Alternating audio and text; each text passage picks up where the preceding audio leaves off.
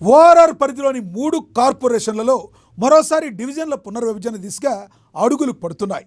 మార్పులు చేర్పుల అనంతరం మరోసారి డివిజన్ల పునర్విభజన పూర్తయ్యాకే ఎన్నికలకు వెళ్లాలని రాష్ట్ర ప్రభుత్వం నిర్ణయించినట్లుగా సమాచారం. అందుకు సంబంధించిన కసరత్తును అధికారులు ప్రారంభించినట్లుగా తెలుస్తుంది. జేహెచ్ఎంసీ పరిధిలో 200 డివిజన్లు, సైబరాబాద్లో 100, మల్కాజ్గిరిలో 100 డివిజన్లు ఏర్పాటు చేసేందుకు అంతా సిద్ధమైనట్టుగా టాక్.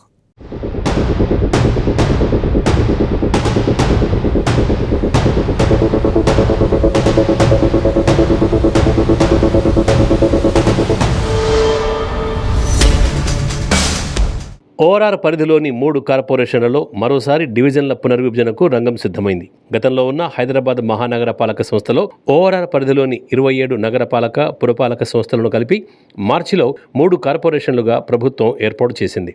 మార్పులు చేర్పుల అనంతరం ఏర్పడిన GHMC, Malkajgiri municipal corporation, MMC, Cyberabad municipal corporation, సిఎంసీల పరిధిలో మరోసారి డివిజన్ల పునర్విభజన చేశాకే ఎన్నికలకు వెళ్లాలని ప్రభుత్వం నిర్ణయించినట్టు విశ్వసనీయ సమాచారం.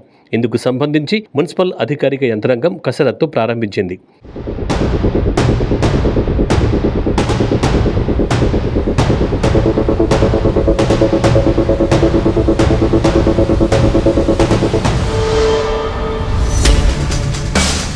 తొలుత జీహెచ్ఎంసీకి మాత్రమే ఎన్నికలు నిర్వహించే అవకాశం ఉన్నట్టు రాజకీయ వర్గాల్లో జోరుగా ప్రచారం జరుగుతోంది.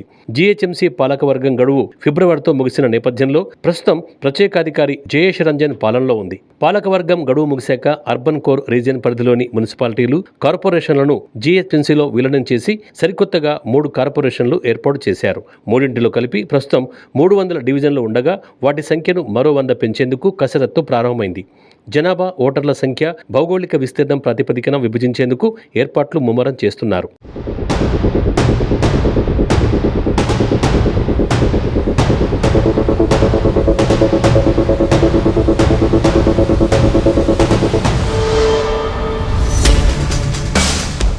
జీహెచ్ఎంసీ పరిధిలో గతంలో 150 డివిజన్లుంటే వాటిని 300కు పెంచి 3 కార్పొరేషన్లుగా పునర్విభజించారు. ఇప్పుడు వీటికి అదనంగా మరో 100 డివిజన్లను పెంచనున్నారు. అటు మొత్తంగా 3 కార్పొరేషన్లు కలిపి 400 మంది కార్పొరేటర్లు ఎన్నికవడం ఖాయంగా కనిపిస్తోంది.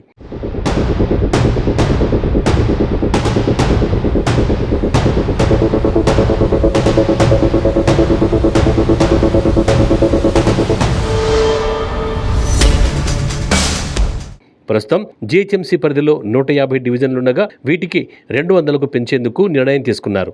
జీహెచ్ఎంసీ పరిధిలో చార్మినార్, మలక్పేట, బహదూర్పుర, గోషామహల్, ఖైరతాబాద్, ముషీరాబాద్, అంబర్పేట, యాకత్పురా, కార్వాన్, నాంపల్లి, సికింద్రాబాద్ పూర్తిగా ఉన్నాయి. రాజేంద్రనగర్, జూబ్లీహిల్స్, మహేశ్వరం, ఇబ్రహీంపట్నంలోని కొంత ప్రాంతం పాక్షికంగా ఉంది. పాత బస్తీకి చెందిన నియోజకవర్గాలు కాకుండా బయటి ప్రాంతంలో ఉన్న నియోజకవర్గాల్లో మరిన్ని డివిజన్లు కలిపి కొత్త డివిజన్లు ఏర్పాటు చేయాలని భావిస్తున్నారు. 200 డివిజన్లలో 101 గెలిచిన పార్టీకి చెందిన వ్యక్తి మేయర్ పీఠంపై ఆసీనులవుతారు. దీన్ని పరిగణలోకి తీసుకుని డివిజన్ల పునర్వ్యవస్థీకరణ జరుగుతుందని రాజకీయంగా పెద్ద ఎత్తున ప్రచారం జరుగుతోంది.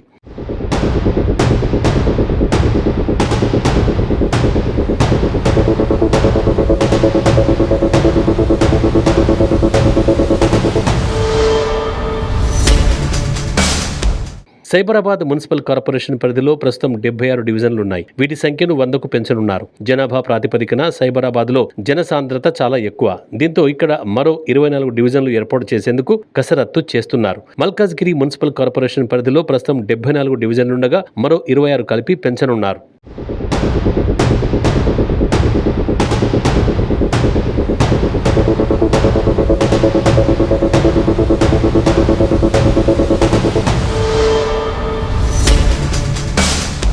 ఈ ఏడాదిలోనే 3 కార్పొరేషన్లకు ఎన్నికలు నిర్వహించాలని సర్కార్ భావిస్తోంది. తొలుత జీహెచ్ఎంసీకి నిర్వహించాక సైబరాబాద్, మల్కాజ్గిరి కార్పొరేషన్లకు ఎన్నికలు నిర్వహించాలని ఆలోచిస్తున్నట్టు తెలిసింది. రాష్ట్రంలో ఇప్పటి వరకు ఎన్నికలు నిర్వహించకుండా కార్పొరేషన్లు, మున్సిపాలిటీలు ఉన్న వాటితో కలిపి జీహెచ్ఎంసీకి ఎన్నికలు నిర్వహిస్తారని చెబుతున్నారు.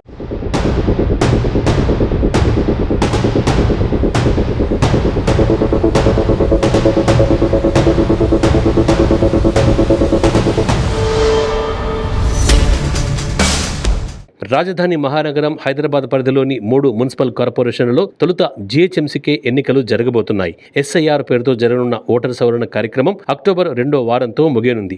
దీంతో ఆ ఓటర్ జాబితా ఆధారంగా అద్దె నెలలో కొత్తగా ఏర్పడ్డ డివిజన్లకు పోలింగ్ సెంటర్లు నిర్ణయిస్తారు. కాంగ్రెస్ ప్రభుత్వం చేపట్టిన బీసీ కులగణన సర్వే రిపోర్ట్ల ఆధారంగా డివిజన్ల రిజర్వేషన్లు ఖరారు చేస్తారు. ఆ 2 ప్రక్రియలు పూర్తవగానే నవంబర్లో ఎన్నికల ప్రకటన జారీ అవుతుందని ఉన్నతాధికారులు అంచనా వేస్తున్నారు.